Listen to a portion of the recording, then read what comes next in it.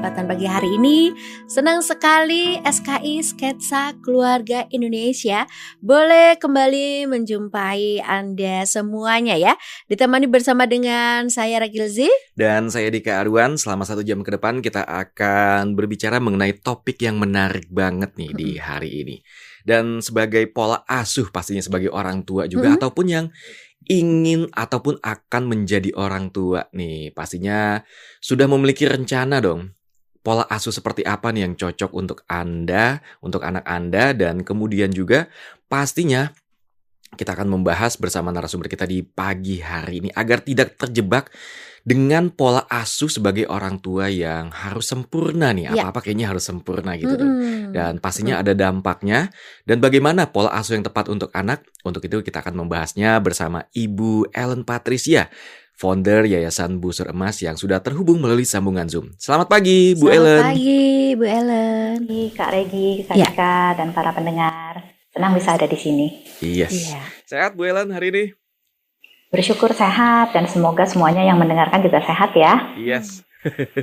Senang banget nih kita bisa ngobrol-ngobrol dengan Bu Ellen. Dan topiknya kebetulan Zi sebagai seorang ibu nih. Pola asuh terhadap anak-anak yang diterapkan seperti apa nih? Yang terbaik aja. Yang terbaik pastinya nih. Nah, untuk itu kita ingin membahas pola asuh yang perfeksionis nih bersama Ibu Ellen. Iya. Perfeksionis seperti apa nih yang dimaksud nih Bu Ellen untuk topik kita di hari ini? Oke, jadi kalau ketika kita bilang perfeksionis gitu ya, perfeksionis atau perfeksionisme itu adalah sikap hati, sikap pikiran atau pola pikir yang berusaha mengejar standar-standar yang sebenarnya terlalu tinggi, dan karena terlalu tinggi jadinya tidak realistis ya. Dan karena standarnya terlalu tinggi, itu juga dibarengi dengan sikap hati, sikap pikiran, pola pikir yang sangat takut terhadap berbuat salah. Padahal kalau kita bicara kita manusia, pasti kan kita akan berbuat salah ya. Tidak ada satu manusia pun yang tidak pernah berbuat salah. Termasuk ketika kita melakukan pola asuh sebagai orang tua ke anak kita, pasti ada kesalahan-kesalahan. Tapi ketika kita membawa pola pikir yang perfeksionisme, itu kita takut sekali berbuat salah, jangan sampai salah, dan tidak bisa bersahabat dengan kesalahan, dan tidak bisa melihat kesalahan itu sebagai ya tadi ya sahabat yang menolong kita untuk bisa belajar.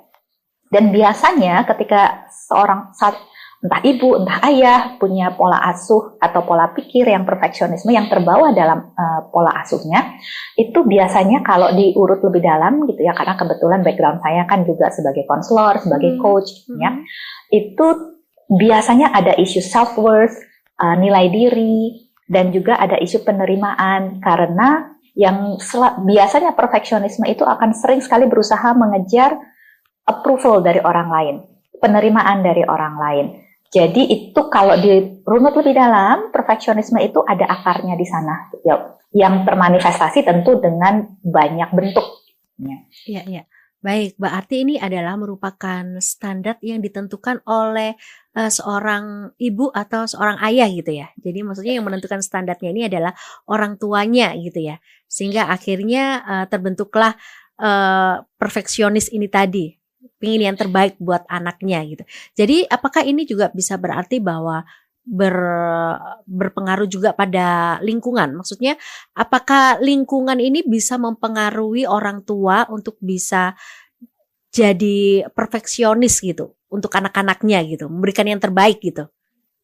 Oke, nah kalau kita bicara lingkungan itu kan sesuatu yang dinamis ya, artinya lingkungan saya ketika saya masih kecil belum tentu sama dengan lingkungan saya ketika saya remaja, belum tentu sama ketika lingkungan saya dewasa dan sebagainya. Ya. Nah, biasanya seseorang itu akan memiliki sikap perfeksionis karena tadi kan saya bilang ada kaitannya dengan self-worth, ada kaitannya dengan penerimaan. Itu karena ketika dia kecil, ketika ayah atau ibu ini masih menjadi anak-anak, memang orang tuanya pun cenderung perfeksionis.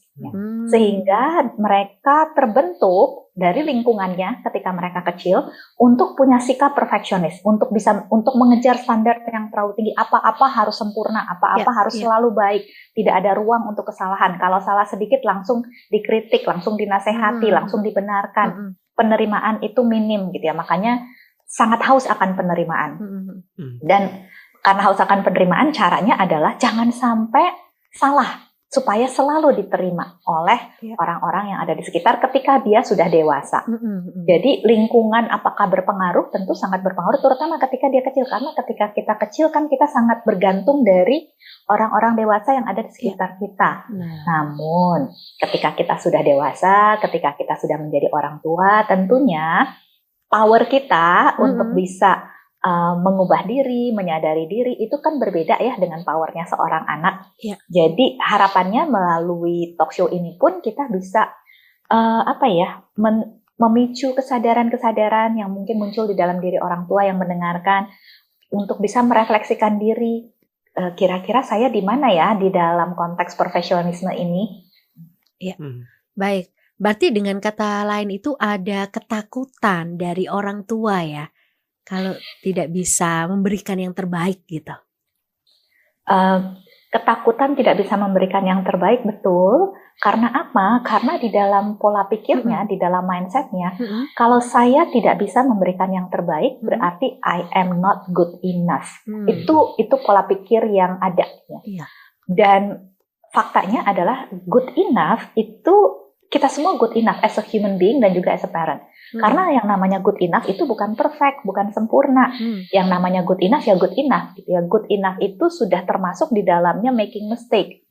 Tetapi ketika kita make mistake, kita akan berusaha belajar dari kesalahan. Belajar dari kesalahan itu artinya apa sih?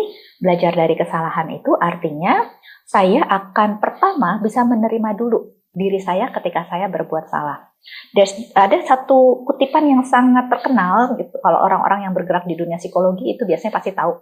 Ada satu tokoh namanya Carl Jung di dunia psikologi, gitu ya. Itu tokoh yang sangat luar biasa, sangat populer. Pemikiran-pemikirannya menjadi dasar bagi banyak konsep-konsep selanjutnya. Dan Carl Jung itu mengatakan kita hanya bisa mengubah apa yang kita terima. We can only change what we accept. Artinya ketika saya tidak bisa menerima diri, kenapa sih saya berbuat salah kayak gini, mestinya nggak kayak gini gitu ya, kok bodoh banget sih saya melakukan ini, itu indikasi saya nggak bisa terima tuh. Ketika saya nggak bisa terima, saya nggak akan bisa berubah. Karena saya melawan terus kesalahan itu. Egoisnya berarti tinggi nih ya, Bu Ellen, untuk tipe-tipe orang perfeksionis seperti ini. Mungkin tidak selalu terkait dengan, karena biasanya nih pada umumnya egoisme itu kan dikait dengan mementingkan diri sendiri, mau menang sendiri gitu ya. Tidak selalu arahnya ke sana. Bisa jadi perfeksionisme ini dalam bentuk people pleasing ya. Bahkan berusaha menyenangkan anak terus gitu ya, atau menyenangkan orang mertua terus, atau menyenangkan society terus. Menyenangkan society itu artinya bagaimana caranya saya terus-menerus dipandang sebagai orang tua yang baik, tidak dikritik. Sangat takut terhadap kritik. Karena tadi ketika saya dikritik berarti I am not good enough. Dan ketika kita menggantungkan nilai diri kita kepada kritikan orang lain, itu udah pasti kita tidak akan bisa lepas dari perfeksionisme. Artinya juga nih, kalau benar nggak nih Bu Ellen, orang-orang perfeksionis ini tipe-tipe otoriter juga dong? Karena harus mengikuti keinginannya nih. Sangat cenderung ke sana. Otoriter itu gini, kalau otoriter itu kan cenderung pokoknya lakukan seperti apa kata saya, gitu ya. Nggak peduli kamu mikir apa, nggak peduli kamu merasa apa, pokoknya lakukan seperti yang saya minta, gitu ya. Nah, ada otoriter yang kan otoriter itu juga bukan kayak otoriter atau nggak otoriter, bukan hitam putih gitu ya. Sikap otoriter itu kayak spektrum. Ada yang semakin ke ujung semakin otoriter atau semakin mendekati sikap yang tidak otoriter. Jadi kayak spektrum gitu. Dimana kita perlu berefleksi, saya ada di mana dalam sikap otoriter ini. Yang paling ekstrim tentu yang kayak tadi ya. Pokoknya lakukan seperti apa kata saya, nggak peduli kamu merasa apa, nggak peduli kamu berpikir apa. Tapi kalau agak ke tengah sedikit, masih otoriter, tetapi agak sedikit ke tengah, tidak terlalu ekstrem, itu adalah apa-apa langsung dibenerin. Salah sedikit anaknya dibenerin, salah sedikit anaknya dinasehatin. Nggak berusaha untuk diterima, balik lagi ya. Nggak berusaha untuk diterima dulu. Oh ya, kamu berbuat kayak gini gitu ya. It's okay. It's okay, nak. Setiap anak juga setiap orang tuh pasti akan berbuat salah dan kamu tuh masih manusia. Jadi kamu pun pasti akan berbuat salah. It's okay. Nah, setelah it's okay baru apa nih yang kita bukan kamu saja, Tapi apa nih yang kita sama-sama bisa coba pelajari dari pengalaman ini. Tapi pertamanya harus dimulai dengan penerimaan dulu. It's okay dulu. Baru kita bisa belajar. Tadi kita cuma bisa mengubah apa yang kita terima. Ya. Oke. Kemudian untuk dampak dari pola asuh dari orang tua yang perfeksionis ini terhadap orang tua dan terhadap anak nih apa nih Bu Ellen? Tentunya banyak ya. Kalau terhadap orang tua, kalau orang tua itu punya sikap perfeksionisme, pola pikir perfeksionisme, maka dia terus akan merasa stres karena berusaha mengejar standar yang terlalu tinggi tadi, yang tidak realistis tadi. Dan stres yang terus-menerus kan akan membuat kita kewalahan ya menghadapi hidup. Ya.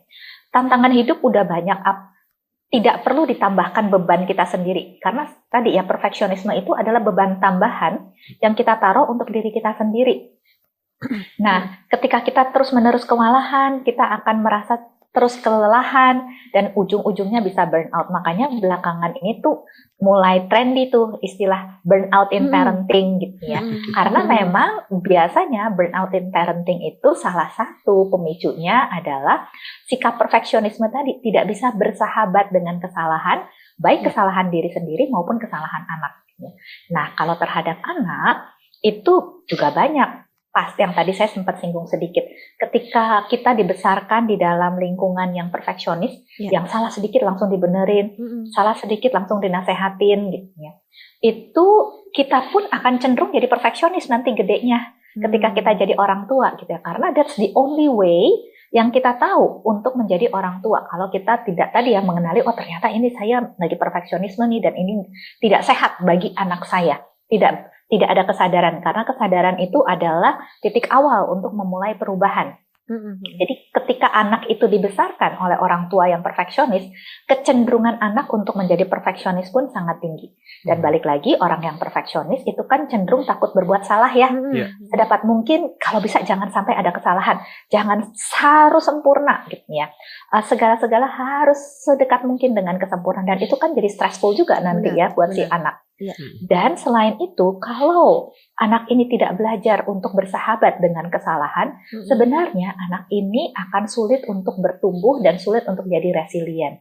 Kenapa? Karena untuk kita berkembang, simple, contoh yang sederhana deh. Orang kalau belajar naik sepeda, belajar apapun lah, belajar hal-hal baru. Pasti di awal-awal itu nggak langsung sempurna kan? Benar. Pasti di awal-awal itu akan salah lagi gitu ya. Dan kalau seorang anak itu karena orang tuanya sangat perfeksionis, jadinya dia takut kepada kesalahan, dia akan takut untuk belajar hal-hal baru. Karena ketika kita belajar hal baru, pasti kita akan berbuat salah. Nggak mungkin kita nggak berbuat salah ketika kita belajar hal baru. Dan ketika kita takut untuk berbuat salah dan karenanya takut untuk mencoba hal baru, kemungkinannya sangat besar kita akan sulit untuk berkembang, sulit untuk bisa mengaktualisasi potensi-potensi yang ada, karena untuk bisa mengaktualisasi potensi, kita perlu melewati proses yang banyak kesalahan itu tadi. Dan kita perlu bersahabat dengan banyak kesalahan. Dan justru dengan kita melalui proses yang banyak kesalahan, kita resilient. Kita punya ketangguhan yang tinggi, karena saya salah, saya bangkit lagi. Saya gagal, saya bangkit lagi. Saya gagal, saya bangkit lagi. Justru saya jadi resilient kalau saya bersahabat dengan kesalahan dan kegagalan. Benar. Jadi kalau seperti itu membuat anak itu jadi tidak kreatif ya. Dan bisa berarti juga bahwa anak itu pada akhirnya tuh takut untuk mencoba sesuatu yang baru gitu. Karena selalu dikoreksi terus gitu ya. Betul sekali, betul sekali. Dan itu sikap yang sangat tidak sehat, karena itu datang dari tadi ya, pola pikir bahwa saya perlu sempurna. Dan biasanya ketika orang itu menjadi orang tua yang perfeksionisme ini bukan hanya tercermin dalam pola asuhnya, tetapi dalam banyak kehidupannya. Karena itu ya memang pola pikirnya begitu gitu ya. Segala-segala harus sempurna, segala-segala tidak boleh salah, tidak bisa bersahabat dengan kesalahan, tidak bisa bersahabat dengan kelemahan, segala-segala harus dikoreksi, harus dikritik supaya terus baik. Dan itu stres sekali ya untuk hidup seperti itu, bukan cuma untuk diri sendiri tapi untuk anak juga ya. Berarti itu anak-anak tuh nggak membutuhkan orang tua yang sempurna, seperti itu ya Bu Ellen ya? Yes, dan itu sudah ada studinya, dan salah satu yang paling terkenal gitu ya, mungkin salah satu yang paling terkenal itu dari Donald Winnicott. Namanya Donald Winnicott itu adalah seorang yang mempelajari anak-anak dan dia juga psikiatri. Dia dalam studinya dia akhirnya menelurkan konsep yang namanya good enough mother yang kemudian dikembangkan menjadi good enough parent. Dia punya buku namanya Playing and Reality. Ya. Jadi itu dibahas bahwa seperti yang tadi dikatakan oleh Kak Dika, anak-anak tuh nggak butuh orang tua yang sempurna kok. Anak-anak juga nggak butuh hidup yang sempurna karena memang itu nggak ada gitu ya. Yang anak-anak butuhkan adalah yang good enough aja. Dan good enough itu artinya apa? Good enough itu termasuk di dalamnya adalah ya menerima bahwa kesalahan itu, kelemahan itu adalah bagian dari kehidupan. Dan menerima itu bukan sebagai sesuatu yang kayaknya kalau saya salah berarti saya nggak good enough, tetapi bahwa kalau saya salah, it just mean that I am a human, ya. Dan dengan kita bisa memiliki pola pikir yang seperti itu, kalau sebagai orang tua, itu kita akan bisa memperhatikan anak, walaupun mungkin bentuk perhatian kita juga tetap tidak sempurna, tetapi dengan perhatian yang tidak sempurna itu cukup untuk anak. Gitu ya. Dengan kita menjadi good enough, it's enough untuk anak kita, karena itu justru akan menolong dia untuk tadi ya, punya resiliensi, karena dia diterima dengan berbagai kesalahan, diizinkan untuk berbuat salah, dan selain diizinkan juga disupport untuk bisa merefleksikan, merenungkan, bisa belajar apa ya, dalam suasana yang aman, bukan dalam suasana yang kamu salah, coba pikirin, kamu tuh mesti belajar apa, itu kan suasana yang gak aman ya, dan gak nyaman untuk anak berpikir, tapi dalam suasana yang aman dan nyaman untuk anak berpikir, bagaimana saya bisa lebih baik lagi ke depannya, dengan support orang tua, terutama kalau anaknya masih kecil, dan itu justru akan menolong anak untuk punya kemandirian, karena kan ketika kita berpikir bersama, artinya kita sedang melatih anak untuk berpikir, bukan kita yang mikirin, kamu mesti belajar ya, lain kali itu kamu mesti begini-begini. Artinya kan anak nggak mikir ya, kita yang mikir, kita ngasih tahu anak. Tapi kalau kita ajak berpikir, oke nak, kira-kira kita bisa belajar apa? Kita undang anak untuk berpikir, itu justru melatih kemandirian dia di dalam problem solving ke depannya. Oke, artinya ini juga bisa memperkuat untuk hubungan anak dan orang tua kali ya Bu Ellen ya. Jadi ada keterikatan di antara mereka nih. Dan anak juga seperti yang dijelaskan juga tadi, bisa lebih kreatif, bisa untuk mau mencoba dan mengatakan pendapatnya gitu ya. Betul. Kalau tadi saya bilang kan ada studi dari Donald Winnicott ya tentang good enough, itu dari buku Playing and Reality, dan selain studi dari Winnicott ini cukup banyak studi-studi. Kalau tadi hubungan, kita akan biasanya hubungan itu kan dikaitkan dengan attachment ya, kemelekatan gitu ya. Banyak studi tentang kemelekatan itu sudah menemukan bahwa untuk membangun kemelekatan yang sehat antara anak dengan orang tua, itu anak nggak butuh orang tua yang sempurna. It's okay untuk orang tua ternyata berbuat kesalahan every now and then. Tentu artinya gini, bukan most of the time salah terus gitu ya. Nah itu juga kita perlu refleksi diri. Tetapi kalau sesekali kita salah, sesekali kita tidak bisa mensupport anak seperti yang dibutuhkan, it's okay. Yang penting dikatakan ada repair step. Jadi saya perlu sadar tadi ya, saya perlu sadar, oh ya kemarin itu saya mungkin kurang tepat sikapnya, saya kurang tepat kata-katanya ke anak saya.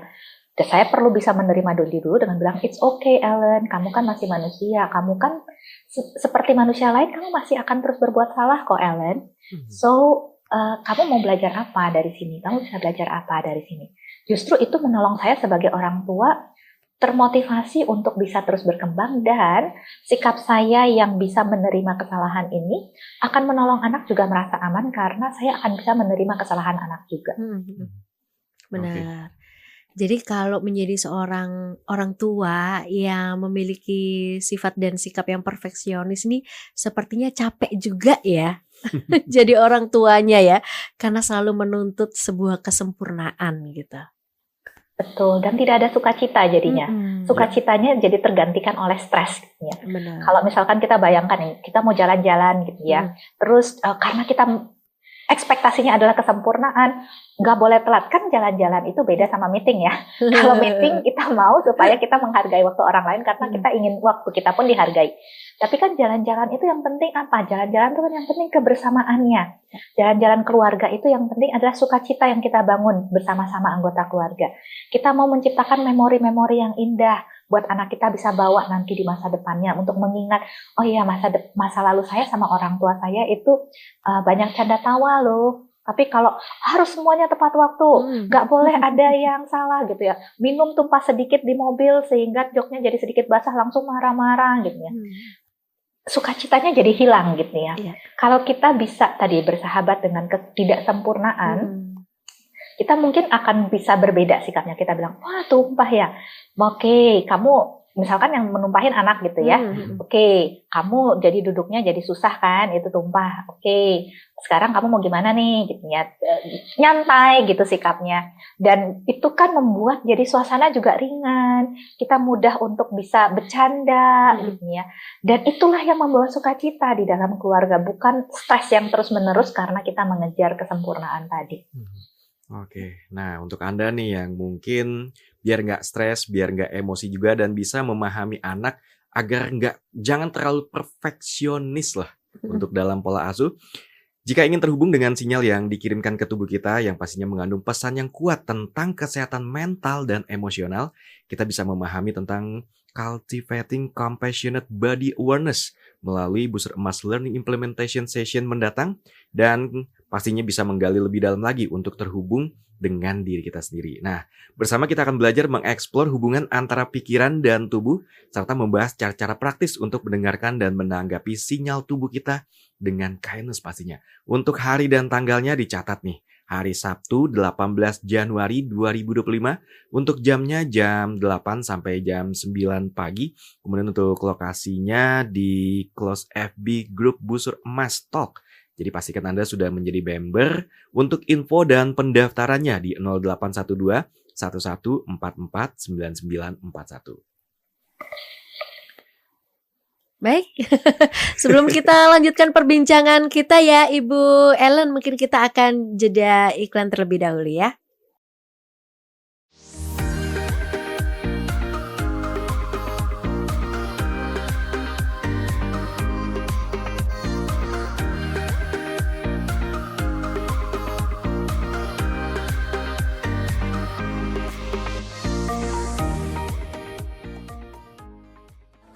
Sketsa Keluarga Indonesia masih bersama Dika dan Ragil Z menemani Anda hingga menuju jam 11 ini. Apa kabarnya nih untuk Anda yang saat ini dalam perjalanan? Tetap berhati-hati dan tetap mematuhi peraturan lalu lintas. Ini ada sedikit teralat nih.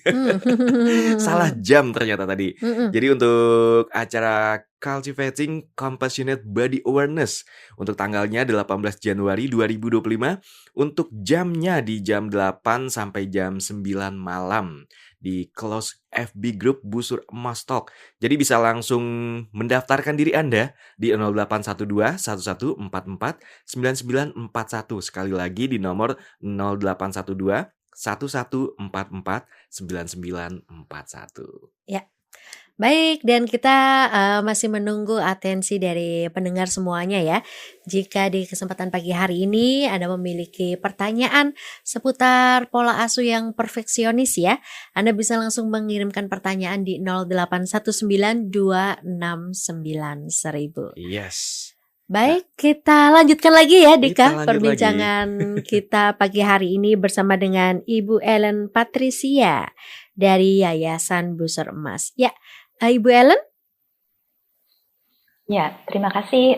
Jadi tadi kan kita lagi berbincang-bincang tentang perfeksionisme gitu ya.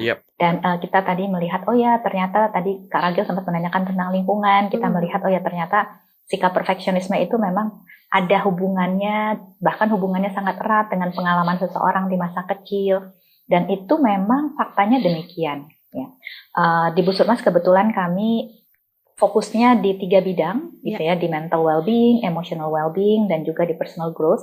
Dan kita banyak melihat dari orang-orang yang kami bantu, yang kami layani, perfeksionisme itu akarnya sekali lagi seringkali terkoneksi dengan pengalaman di masa kecil. Walaupun mungkin manifestasinya seperti nggak ada kaitannya, tapi kalau dirunut ada tuh ya kaitannya. Ada trauma nggak sih, Bu?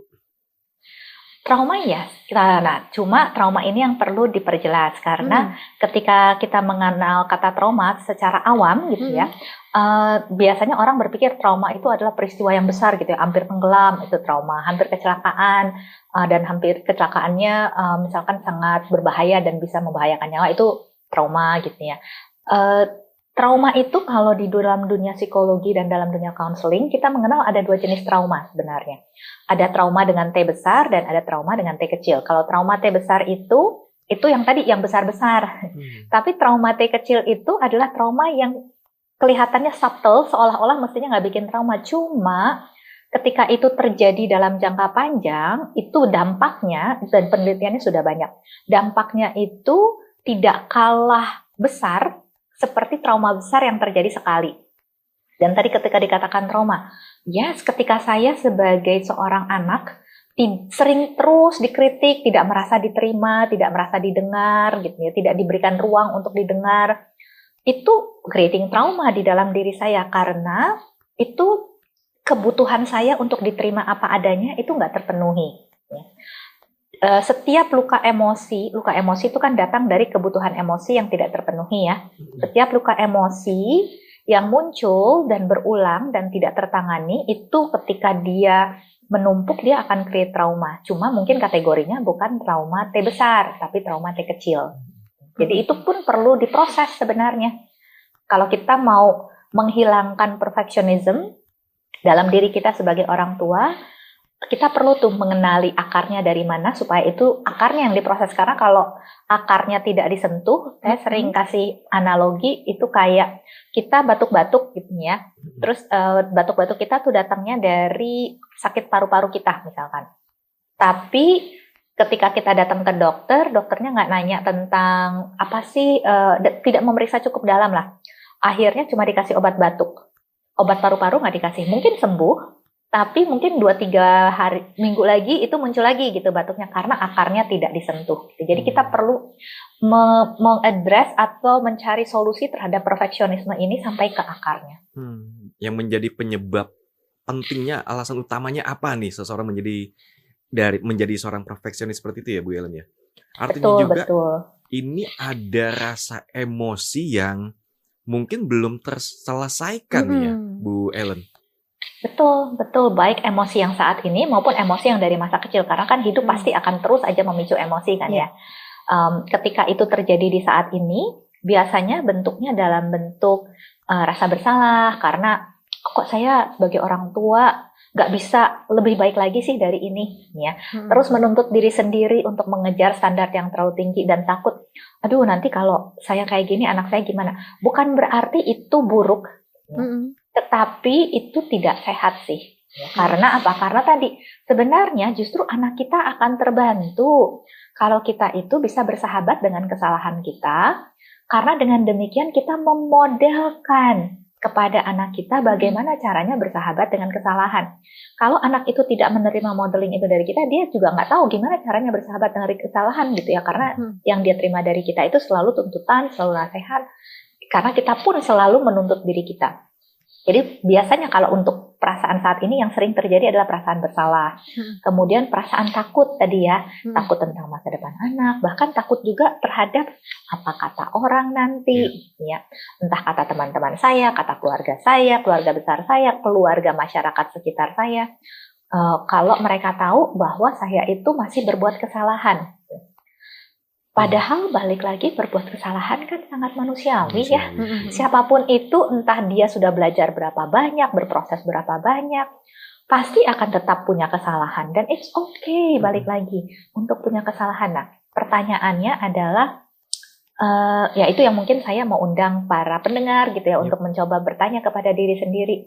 Pernah nggak sih saya bisa mengenali ketika saya merasa bersalah dalam pola asuh saya gitu ya. Dan ketika itu terjadi, bagaimana saya meresponinya?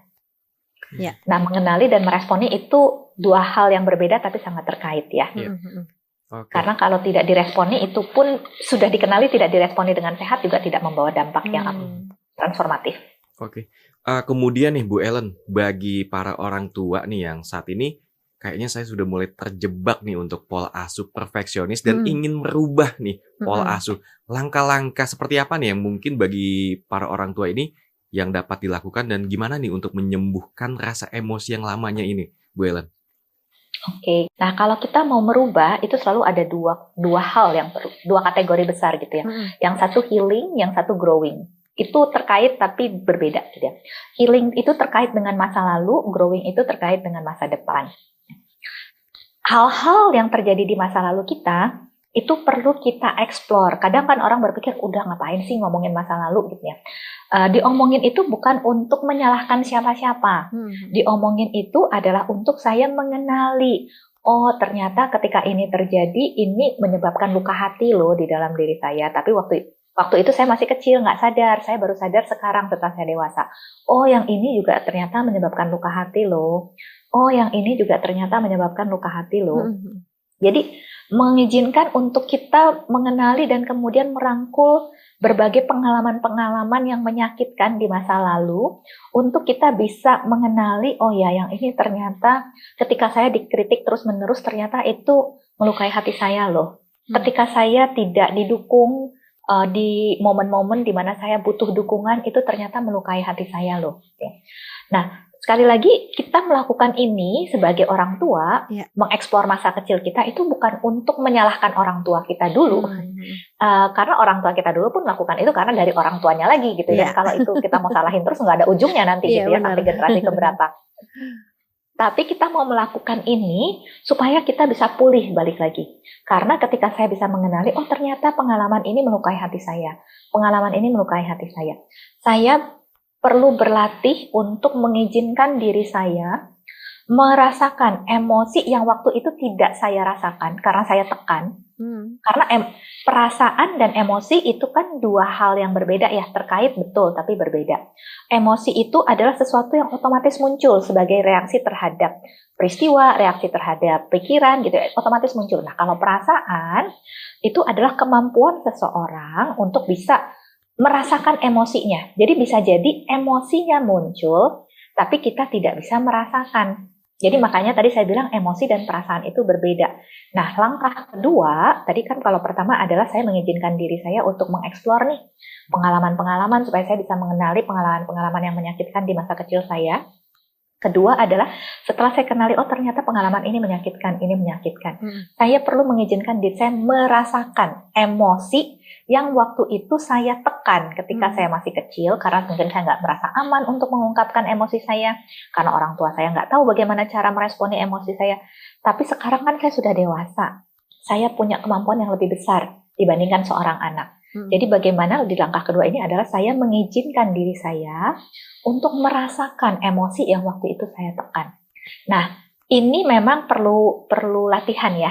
Ya. Artinya ketika kita melakukan sesuatu yang baru pasti nggak akan langsung sempurna. Ketika kita baru pertama kali mau mengizinkan diri kita untuk merasakan itu kayak kok susah banget ya, kok kayak nggak ada perasaan yang muncul. Nggak apa-apa, namanya juga baru berusaha.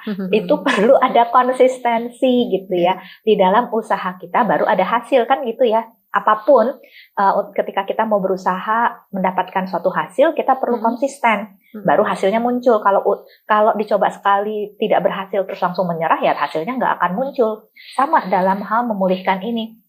Perlu usaha yang konsisten untuk kita bisa benar-benar akhirnya mengizinkan diri kita mengalami perasaan. Karena perasaan itu munculnya bisa jadi sedikit-sedikit gitu. Sedihnya waktu itu dikritik terus-menerus, atau marahnya waktu itu karena kita ditinggal dan tidak disupport. Mengizinkan diri kita merasakan yang tidak kita rasakan di masa kecil. Sekali lagi bukan untuk menyalahkan siapa-siapa, tapi untuk memulihkan diri kita. Karena ada prinsip nih di dalam dunia konseling, dunia psikologi gitu ya. We can only heal what we allow ourselves to feel. Kita cuma bisa memulihkan apa yang kita izinkan untuk dirasakan oleh diri kita. Kalau kita tidak mengizinkan perasaan itu muncul, itu nggak bisa pulih. Itu akan tertekan terus dan itu akan build up terus. Ya, dan kita nggak akan bisa lepas dari perfeksionisme kita. Ya. Dan kalau kita mau melakukan itu dan kita merasa kayaknya susah banget sih buat saya untuk melakukan ini gitu ya, karena tadi kan ini butuh skill, butuh latihan. It's okay loh untuk get support gitu ya. Ada profesional di luar saya, konselor mungkin, ada coach, ada support group gitu ya, yang bisa menolong untuk bisa membuat proses ini jadi lebih mudah. Ya. Karena memang kita semua kan konteksnya beda-beda gitu. Ada yang orang yang punya support banyak, ada yang enggak. Sekali lagi, it's okay to get support untuk kita bisa memulihkan diri kita. Ya, baik. Ibu Ellen, ini ada satu pertanyaan nih dari pendengar ya. Ini datang dari Gami. Halo Sketsa Keluarga Indonesia, ini saya mau tanya, apakah ada dampak positif dari pola asuh yang perfeksionis ini? Oke, kalau dibilang apakah ada positif, rasanya pasti ada ya. Misalkan tadi, jadi terus berusaha mengejar standar yang tinggi tadi, seolah-olah kita jadi panutan buat orang lain. Ya. Oh, kalau mau jadi orang tua yang baik tuh harus kayak dia tuh gitu ya. Tapi kalau di compare gitu ya, dampak positifnya sama dampak negatifnya, banyakkan dampak negatifnya. Ya. Jadi kalau ditanya apakah ada, definitely ada. Tapi tadi kalau di compare, negatifnya sama positifnya jauh lebih banyak yang negatifnya. So pilihannya di tangan kita. Kita mau ngejar dampak positif yang tidak seberapa itu, ya, tapi dengan konsekuensi dampak negatif yang sangat banyak. Baik. Semoga menjawab ya untuk Mas Gami ya. Ini ada satu lagi nih pendengar yang masuk. Kali ini datang dari Mike ini. Halo, pola perfeksionis ini biasanya akan melibatkan ekspektasi di dalamnya ya. Sedangkan ekspektasi artinya kita sedang membunuh karakter dari anak kita.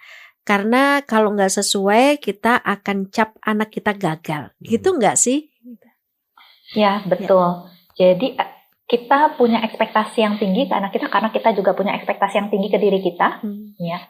Dan yang tadi yang saya bilang nggak sehat adalah kita menanamkan kepada anak kita bahwa keberhargaan kamu itu ditentukan oleh seberapa kamu sempurna, seberapa kamu tidak berbuat salah.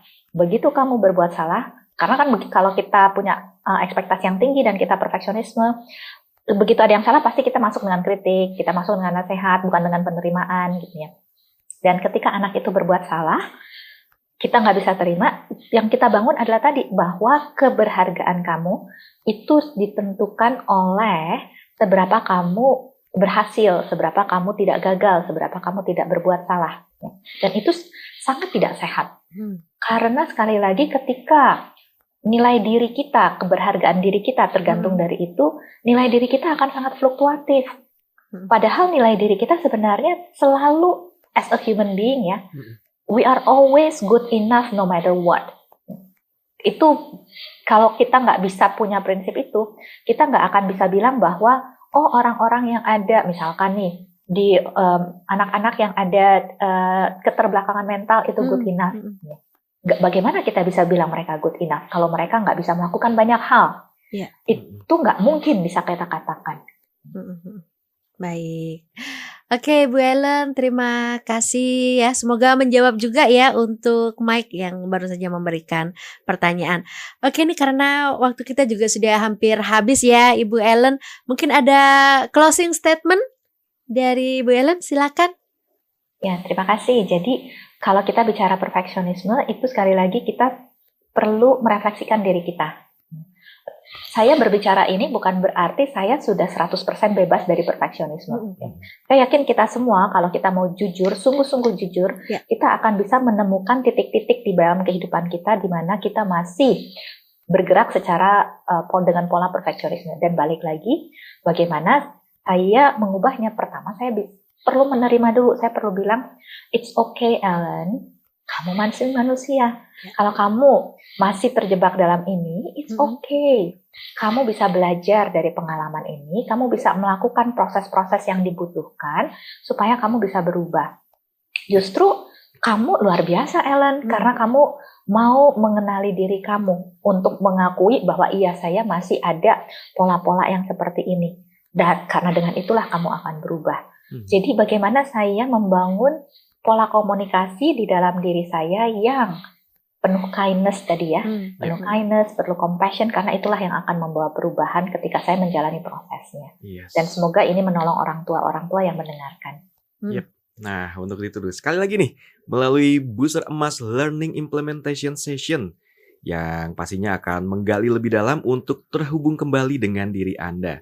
Bersama-sama kita akan belajar mengeksplor hubungan antara pikiran dan tubuh dan membahas cara-cara praktis untuk mendengarkan, menanggapi sinyal tubuh dengan kindness. Untuk hari dan tanggalnya, hari Sabtu 18 Januari 2025, untuk jamnya jam 8 sampai jam 9 malam. Bisa melalui Close FB Group Booster Emas dan informasi pendaftarannya di 0812 1144 9941. Oke, Bu Ellen, thank you loh Terima untuk kasih. topiknya di hari Sama-sama. ini. Semoga bisa memberikan inspirasi untuk Ya. keluarga Indonesia dimanapun berada. Dan Amin. kayaknya waktunya untuk kita pamit nih sih. Ya. Saya Dika Arwan. Dan saya Ragilzi. Kita pamit undur diri, jangan kemana-mana karena kita tetap menemani Anda sepanjang hari ini. Keep on growing and never give up. Bye-bye. Bye-bye.